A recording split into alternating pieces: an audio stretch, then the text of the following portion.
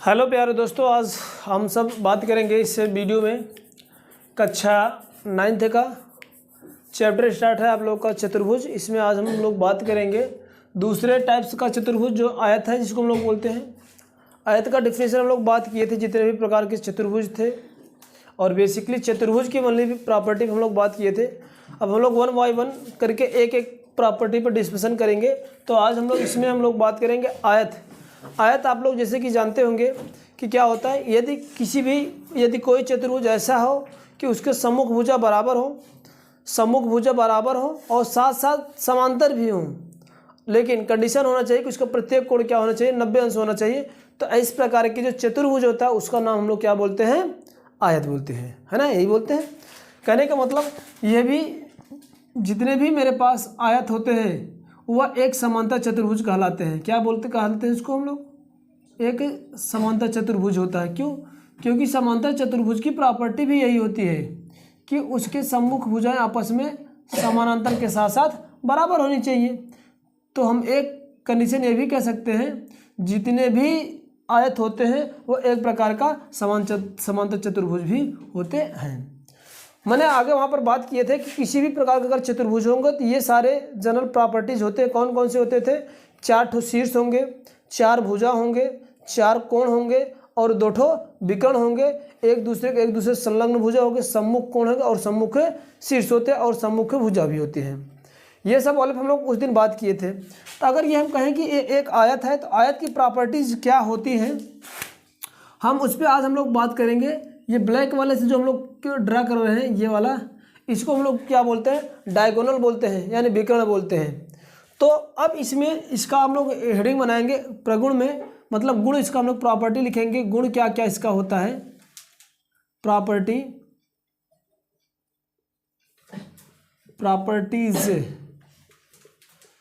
अगर इसका डिफिनीशन आप लोग नहीं देखें तो आप प्लीज़ जाएंगे लिंक में, तो आपको यहाँ से आपका आयत की परिभाषा आपको मिल जाएगी, क्या किस तरह से होते हैं। तो चलिए हम लोग आयत पे बात करते हैं। पहला कंडीशन क्या होता है, आयत के सम्मुख भुजा क्या होती है, जो सामने आमने सामने हो उसको हम लोग सम्मुख भुजा बोलते हैं। यानी पहला इसकी प्रॉपर्टीज होती है कि आयत की सम्मुख भुजाएं आपस में बराबर होती है, परस्पर बराबर होती हैं, है ना। फर्स्ट जो पॉइंट बनेगा इसका, प्रॉपर्टीज नंबर फर्स्ट, तो आप लोग लिखेंगे क्या, आयत के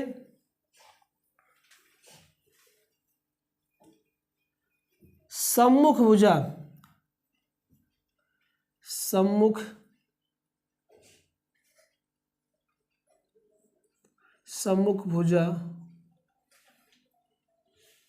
बराबर होती हैं।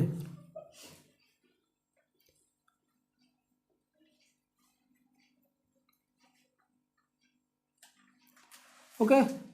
सेकंड वाली प्रॉपर्टी इसका होता है क्या,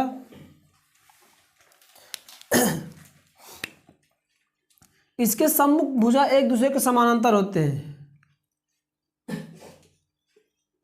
सम्मुख भुजा परस्पर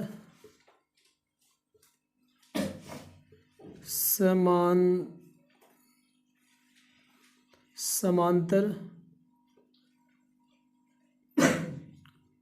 होती है।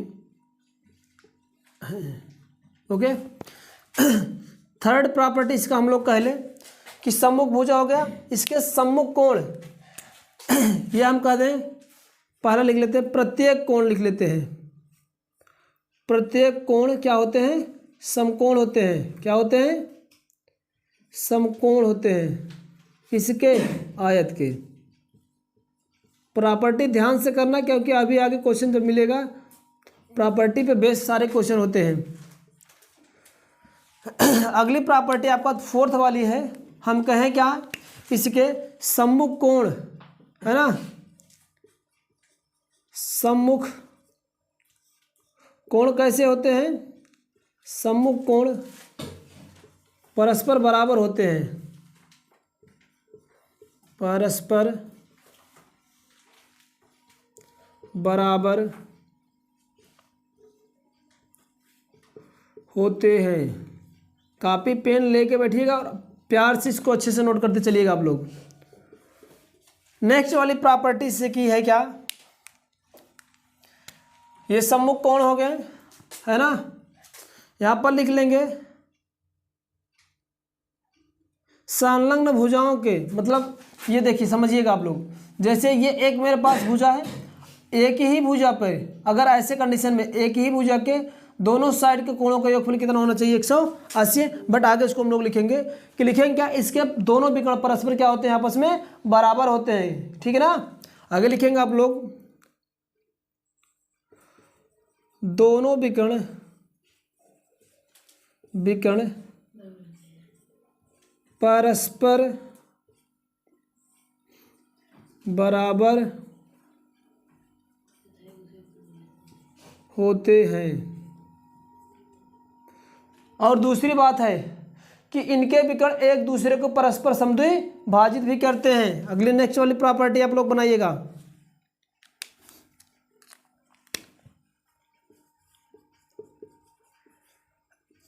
आयत के विकर्ण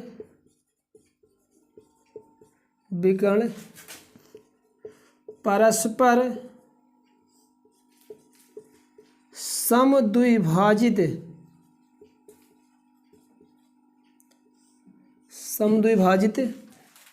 करते हैं। मतलब क्या, इसका मतलब क्या कि जैसे ये विकर्ण मेरे पास AC है और दूसरा BD है, तो अगर ये दोनों इंटरसेक्ट कर रहे हैं तो ये वाला इसके बराबर हो जाएगा यहाँ से यहाँ तक, और यहाँ से यहाँ तक इसके बराबर होगा, ये वाला इसके बराबर होगा, तो यानी ये लेंथ इस लेंथ के बराबर, ये और लेंथ इस वाली लेंथ के बराबर, तो इसको हम लोग क्या कहते हैं, समद्विभाजित कहते हैं। आगे लिखिएगा नेक्स्ट प्रॉपर्टी,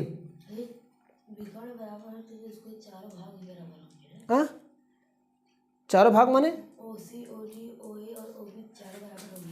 ओ, ये हाँ बिल्कुल बराबर होंगे, यानी ये वाला जो पार्ट कट रहा है, ये वाला क्योंकि ये आपके दोनों बराबर हैं, ये वाला बराबर ये इसके बराबर है, इसलिए ये इसके बराबर, तो ये इसके बराबर, समीकरण के और दो बनाओगे तो ये चारों पार्ट क्या होंगे, आपस में इक्वल हो जाएंगे। चलिए इसका थोड़ा सा हम लोग यहाँ पर लिखना चाहेंगे। अब ये जैसे हमने कहा क्या, आयत के सम्मुख भुजा बराबर होती है। आयत की सम्मुख भुजा है क्या क्या, देखो ये मैं लिख दे रहा हूँ, AB जो है वह किसके बराबर, AB के सामने की भुजा CD, ये इसके बराबर। दूसरा क्या, ये वाली सम्मुख भुजा इसके है, तो हम लोग लिखेंगे क्या, AD इज इक्वल टू क्या होगा, BC क्या, ये था सम्मुख भुजा।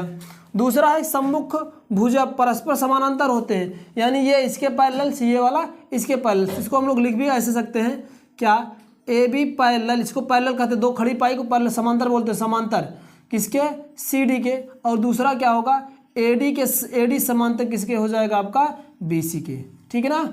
ये यहाँ पर बात हो प्रत्येक कोण समकोण के होते हैं, तो इसके चार कोण हैं ABCD, तो हम लोग लिखेंगे क्या, कोण A बराबर कोण B बराबर कोण C और कोण D।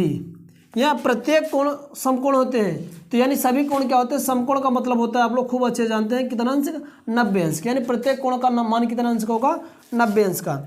सम्मुख कोण परस्पर बराबर होते हैं, सम्मुख कोण का कौन कौन सा होता है, जैसे ये इसके सामने वाला कोण ये, तो यानी कहने का मतलब कोण A किसके बराबर हो, कोण C के बराबर हो। दूसरा ये आपका B है, B के सामने का कोण D है, तो कोण B इज इक्वल टू क्या हो जाएगा, आपका कोण का C।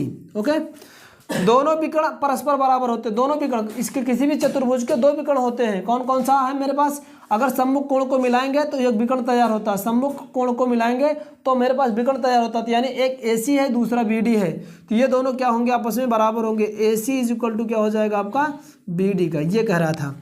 तीसरा, आयत के विकर्ण परस्पर समद्विभाजित करते हैं, अगर ये दोनों एक दूसरे को इंटरसेक्ट करेंगे, अगर ये पॉइंट माने O, तो यहाँ से जब इंटरसेक्ट करेंगे तो मैंने कहा OA बराबर क्या हो जाएगा, OC के हो जाएगा, और दूसरा बराबर क्या हो जाएगा, OB बराबर क्या हो जाएगा, आपका OD के। ये कह रहा था कि इसके दूसरे यानी विकर्ण जब एक दूसरे को काटेंगे तो इसको कैसे काटेंगे, इस प्रकार से इसको काटेंगे, ठीक है ना। फटाफट नोट करें, आगे चलते हैं। पहली तो प्रॉपर्टीज की यही हो गई कि इसके चारों भुजा आपस में बराबर होते हैं ना। फटाफट आप लोग बनाते चलिएगा और लिखते भी चलिएगा। फर्स्ट वाला पॉइंट इसका है कि इसके चारों भुजाएं बराबर होती हैं, भुजाएं बराबर होती हैं। ठीक, अब चार भुजा आप लोग को पहले भी बताया गया था, चार भुजा कौन कौन सी हैं? ए बी है, बी सी है, सी डी है और लास्ट का डी ए है। ठीक ना। दूसरी प्रॉपर्टी इसकी क्या कहती है? पहला तो कंडीशन ही इन्होंने बताया कि इसके प्रत्येक भुजा आपस में बराबर होते हैं। दूसरा इन्होंने ये कहा कि इसके जो विकर्ण होंगे एक दूसरे को ऐसे काटेंगे, समकोण पर समद्विभाजित करेंगे। कैसे काट करेंगे? समकोण पर समद्विभाजित। मतलब अगर इसका मैं डायगोनल इसका बनाऊं तो पहला डायगोनल क्या होगा आपका? AC होगा, दूसरा कौन सा होगा? पहला AC होगा, दूसरा भी D होगा। अगर ये एक दूसरे को इंटरसेक्ट कर रहे हैं तो इंटरसेक्ट ऐसे करेंगे कि ये इसके बराबर होगा और ये वाला क्या होगा? इसके बराबर होगा। ठीक है ना। और कैसे काटेंगे कि इनके बीच का कोण का कितने अंश का रहेगा आपका? 90 अंश का। कैसे रहेगा? 90 अंश का। यानी ये 90 डिग्री का बनेगा हर एक केस का। हाँ, ये इसके साथ 90 अंश का, इसके साथ 90 अंश का, इसके साथ 90 अंश और इसके साथ अंश का 90 अंश का, है ना। तो इसके लिए इसके लिखिएगा, अगली प्रॉपर्टी में लिखिएगा, समचतुर्भुज के विकर्ण एक दूसरे को परस्पर समकोण पर समद्विभाजित करते हैं। समचतुर्भुज के विकर्ण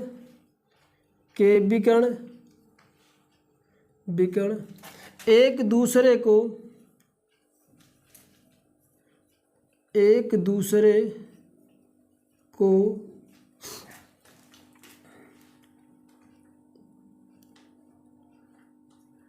समकोण या 90 अंश समकोण पर समद्विभाजित करते हैं।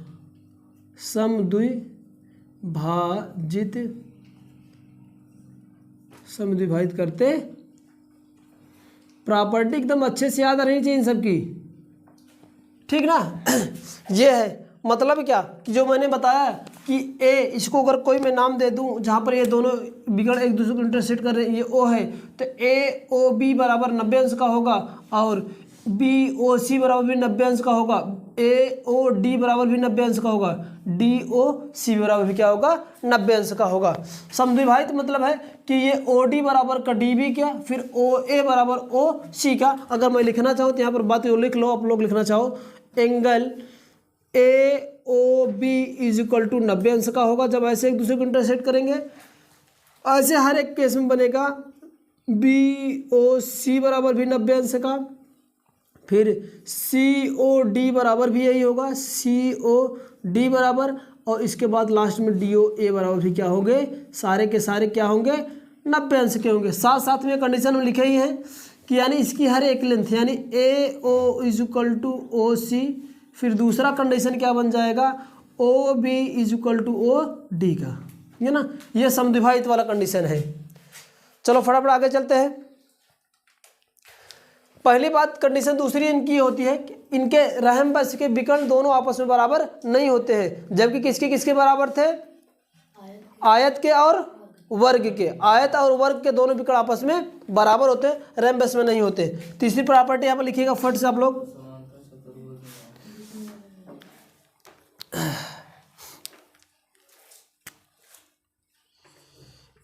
इनके विकर्ण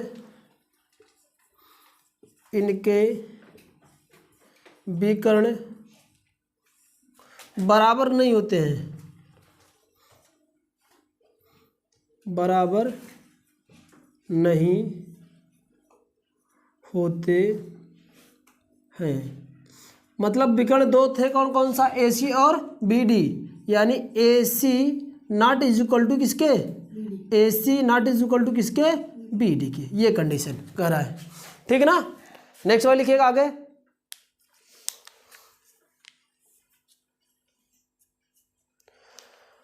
नेक्स्ट और लास्ट वाली प्रॉपर्टी वेरी इंपॉर्टेंट, आप लोग नोट करके लिख लीजिएगा कि अगर कोई भी मेरे पास सम चतुर्भुज दे रखा है तो इनके चारों भुजाओं का जो योग होगा, जो चारों भुजाओं के वर्गों का जो योग होगा उनके दोनों विकर्णों के वर्गों के योग के बराबर होगा। ठीक है ना, मतलब सम चतुर्भुज कहीं पर दे रखा है तो अगर इनके चारों भुजाओं को वर्ग करके जोड़ूं तो हमेशा इनके दोनों विकर्णों के वर्ग के योग के बराबर आता है। ठीक है ना, तो आप लोग अगला हेडिंग बनाइएगा इसमें,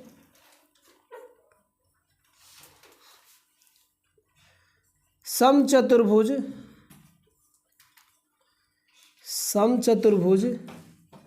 के सभी भुजाओं के वर्गों का योगफल, वर्गों का योग उसके, वैसे तो दोनों विकर्ण होते हैं, उसके विकर्णों को मैं लिख दे रहा हूँ, उसके विकर्ण तो दो ही होते हैं ना, उसके विकर्णों के वर्गों के योग के बराबर होता है, योग के बराबर होता है।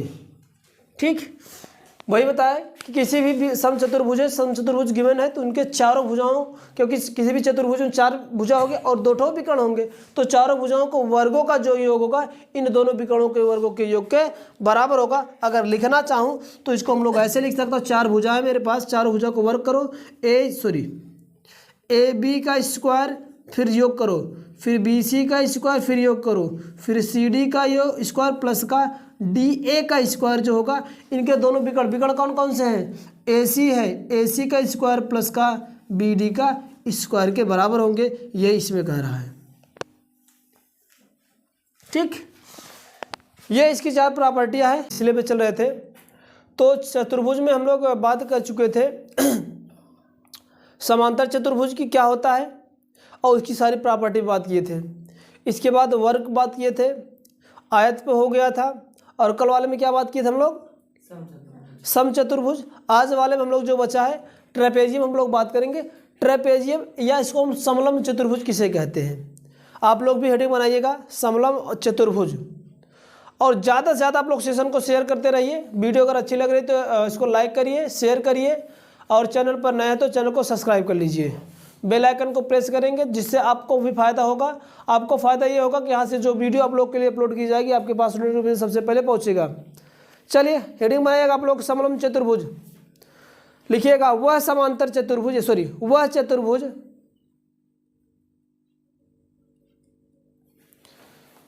चलो मैं लिखते चल रहा हूँ, लिखना, वह चतुर्भुज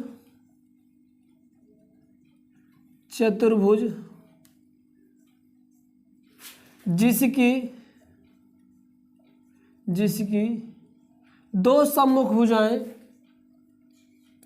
दो सम्मुख भुजाएं समानांतर हों, कैसी हो, समांतर हो, तथा दो सम्मुख भुजाएं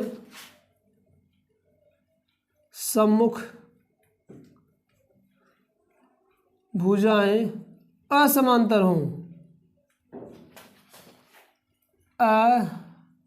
असमांतर हो, उसे समलंब चतुर्भुज कहते हैं, समलंब कहते हैं, समलंब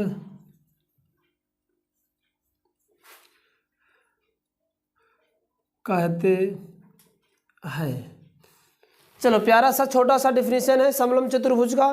कहने का मतलब ऐसा कोई चतुर्भुज दे रखे जिसके दो युग्म क्या हो, आपस में समानांतर हो, और दूसरा जो दोनों युग्म बन रहे हो कैसे हो, असमांतर हो।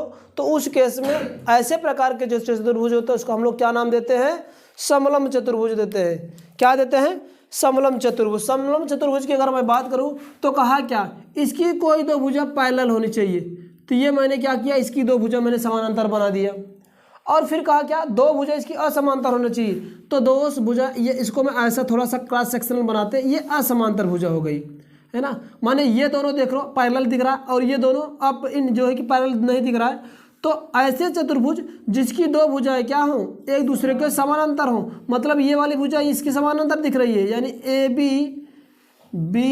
बी सी और ये डी में कहूँ तो ए बी समानांतर किसके है, सी डी है। तो इसमें ए बी पैरेलल किसके हैं, सी डी के हैं।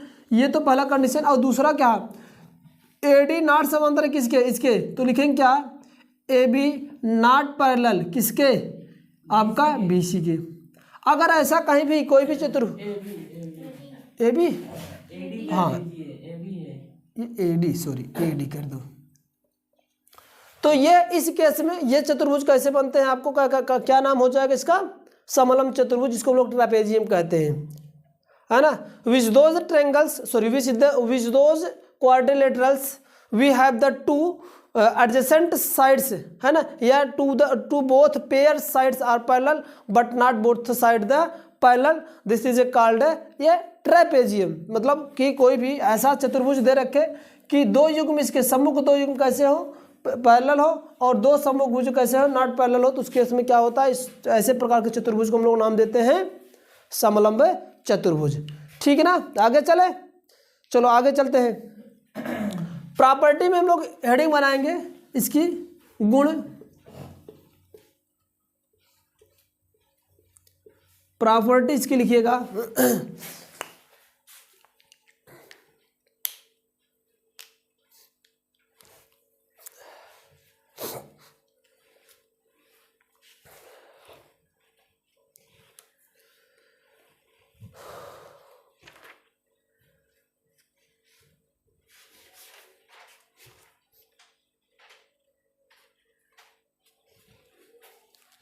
लिखिएगा, इसमें प्रॉपर्टी में कुछ भी नहीं, यही लिख लो, दो भुजा असमांतर समानांतर होती हैं,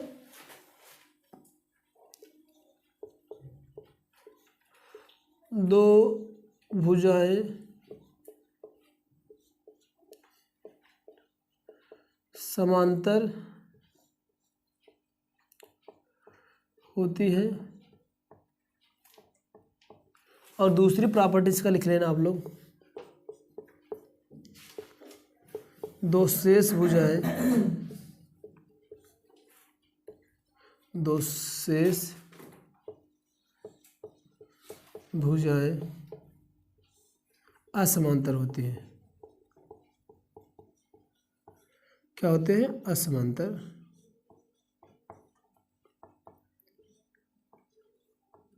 ओके, ये दो प्रॉपर्टी सिंपल सी है, इसको आप लोग याद करके रखेंगे। अगला वाला नेक्स्ट आप लोग बात हेडिंग बनाएंगे, पतंगाकार, जिसको हम लोग पतंग बोलते हैं, काइट शेप। चले फिर इसमें क्वेश्चन हम लोग फटाफट करते चल रहे हैं, 1-2 दिन में इसको सभी को समाप्त करना हम लोग को।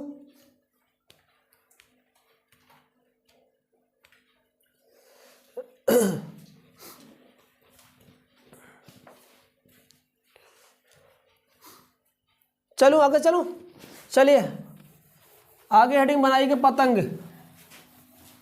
कॉपी पेन लेके बैठेंगे आप लोग, जो चीजें यहाँ पर बताई जाए आप लोग उसको नोट करते रहेंगे। अब अभी हम लोग इन सब को पढ़ लेंगे तो इन सब पर क्वेश्चन मैं हम लोग करूँगा। अगर सारी की सारी प्रॉपर्टी आपको प्रॉपरली से आपको याद है तो आप क्वेश्चन को करने में कोई भी आप ऐसा भी कसर नहीं रहेगा कि आपको ऐसा लगे कि नहीं हो पाएगा, है ना। तो इसीलिए आप लोग क्या करेंगे, प्रॉपर्टी को और इसके डिफिनेशन को प्रॉपर से एकदम एग्जैक्ट से आप लोग याद करेंगे। पतंग है, पतंग, ठीक ना। इसको काइट शेप बोलते हैं या काइट हम लोग कहते हैं, क्या बोलते हैं, वो जो पतंग उड़ी रे पतंग उड़ी वाला गाना नहीं चलता खिचड़ी के समय में, है ना, क्या उसको बोलते हैं, लोहड़िया बोलते हैं, हाँ लोहड़िया ना, क्या बोलते हैं उसको, जो भी हो, मकर सकर मकर क्या बोलते हैं, हाँ मकर सकर मकर मानती जो होता है वही, है ना, खिचड़ी वाला। चलिए, पतंग शेप क्या होता है, ऐसी आकृति है जिसमें दो समान भुजाओं के आसन जोड़े हो, है ना। चलिए हेडिंग बना, मैं बोल रहा हूँ, लिख लीजिए फटाफट।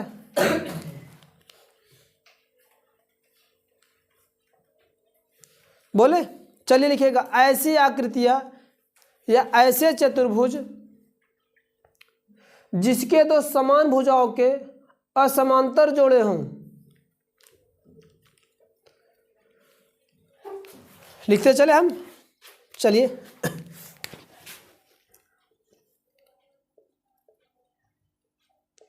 ऐसे चतुर्भुज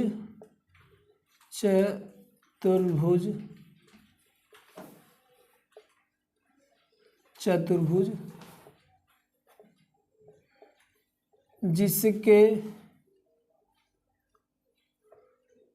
दो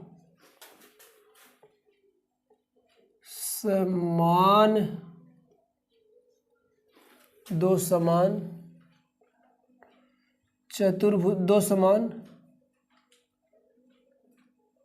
भुजा के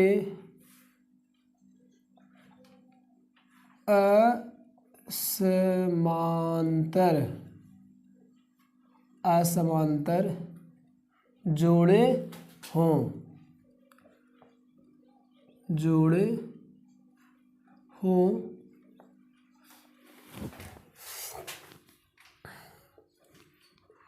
उसे पतंग कहते हैं। पतंग, है ना, कहते हैं।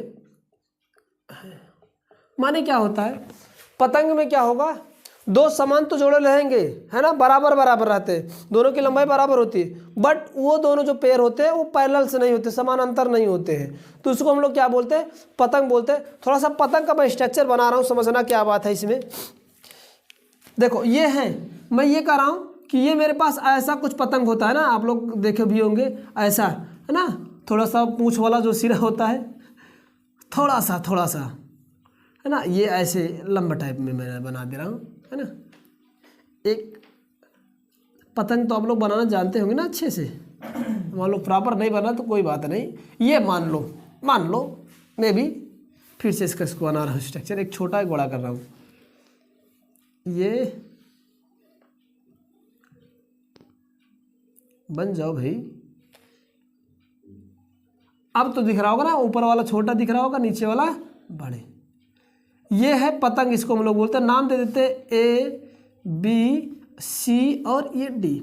देखो इसमें कंडीशन क्या, समझो भाई, पतंग क्या होता है, पतंग में ऐसा होता है, इसके ये दोनों युग्म, है ना, बराबर तो हैं, देख लो ना, ये दोनों लेंथ है, AD और AB आपस में बराबर, बट ये दोनों एक दूसरे के समानांतर पैरेलल नहीं होंगे।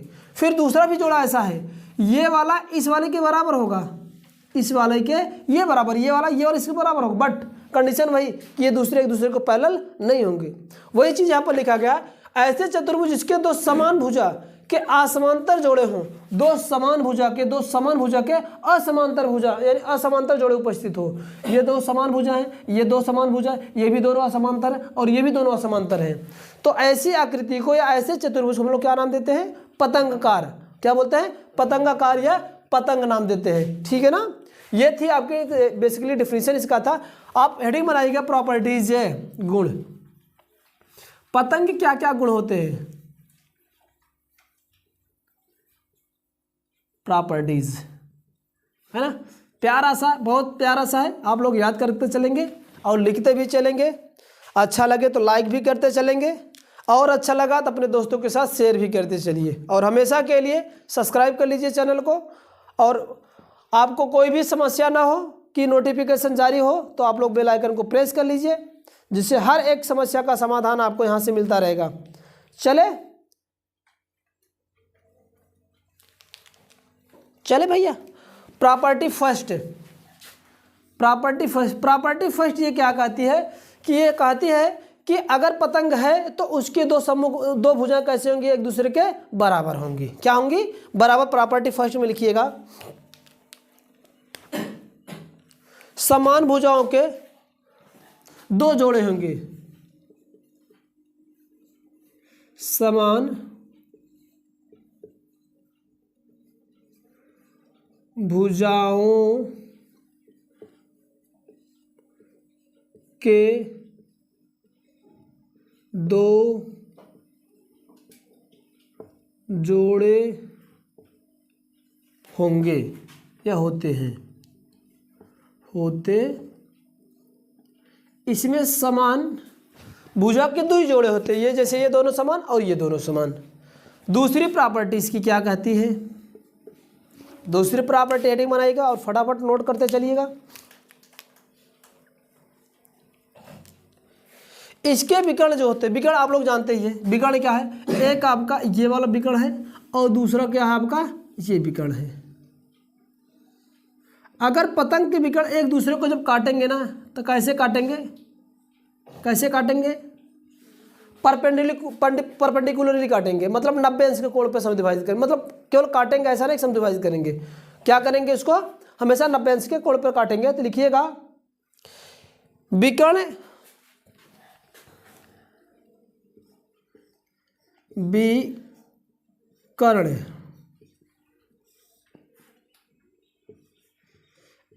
एक दूसरे को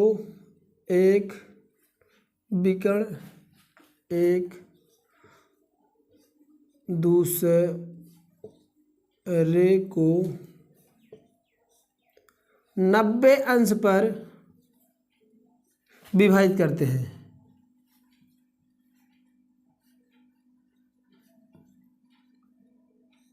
विभाजित करते, ओके। इसके जो होंगे ये क्या करेंगे? एक दूसरे को कैसे इंटरसेक्ट करेंगे? 90 अंश पे, है ना। चलो थर्ड पॉइंट लिखिएगा इसके गुण में। इसके विकर्ण आपस यानी बराबर नहीं होते। ये देख लो छोटा दिख रहा है, ये बड़ा दिख रहा है, तो क्या होंगे? ये दोनों विकर्ण आपस में बराबर नहीं थे। तो हम लोग बनाए क्या? विकर्ण बराबर नहीं होते हैं,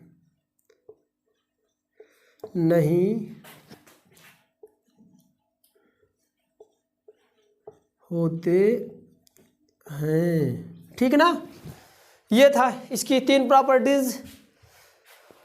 ये पूरे कंप्लीट रूप से हम लोग वर्क पर डिस्कशन किए, जो भी था सारी की सारी एक एक पर डिफिनेशन हम लोग बात किए।